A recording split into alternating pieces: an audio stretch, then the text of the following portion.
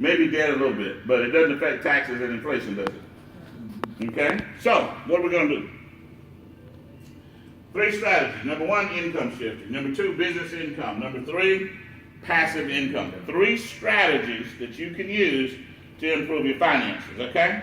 And we call those the 3 smart cash flow strategies. And just as a side note, just because I like to have fun, anybody got a smartphone? Anybody ever got a smartphone? We all got smartphones, is that right? Anybody ever had a dumb phone?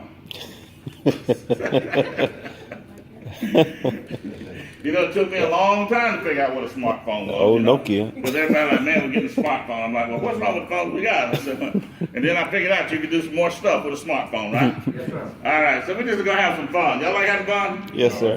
That's what it's all about. Okay.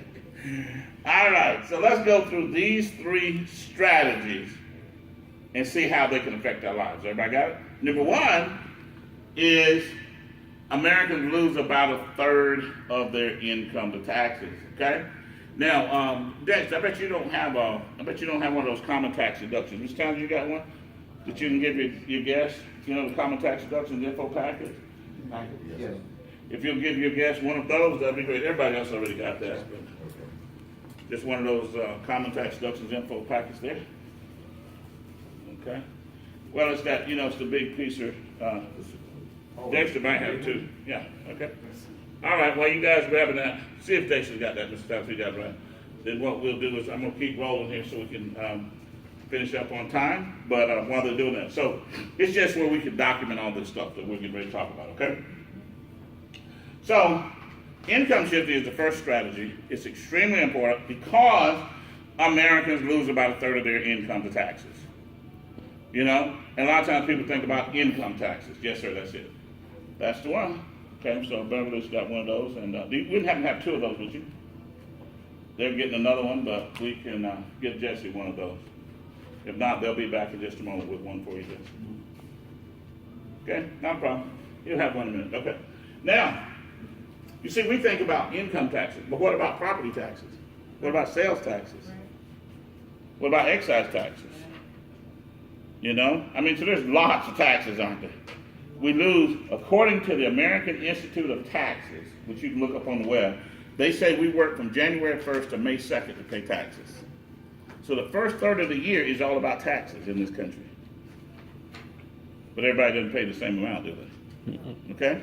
So we use strategies that have been used for many years to show people how to shift dollars from taxes to positive cash flow by 2 methods. The first method is correct tax withholding. The second method is maximize business deductions. 2 methods that we can use to lower our taxes, okay? The first one, correct tax withholding, is very, very important. And it's important because according to the IRS, 80% of all employees have too much money withheld from their paycheck for taxes. 80% of all employees, okay? Now this is the IRS that's saying this, okay? And Beverly, if you'll turn to page 2 in your booklet, you'll see that. There's a letter there where the IRS is saying that 80% of all employees, over 100 million people, have their withholding form filled out incorrectly. Now that happens because when you start a job, they ask you to fill out a form called a W-4, don't they? The directions are poor and nobody helps. So 80% of people fill it out incorrectly. Now, when they fill this form out incorrectly, it can cause your employer to take too much money out of your paycheck. Because most people, since they don't understand the form, they would prefer to err on the side of of having too much taken out instead of not enough. Does that make sense? Mm-hmm. So they put 0 or 1. That's just the way they think about it, isn't it? Okay?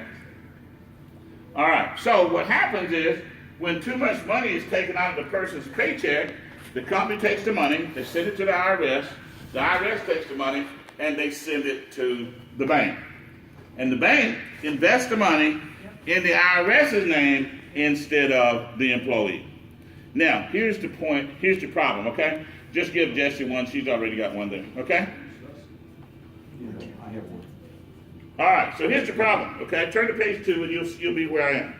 See, here's one of the biggest problems in America today, okay?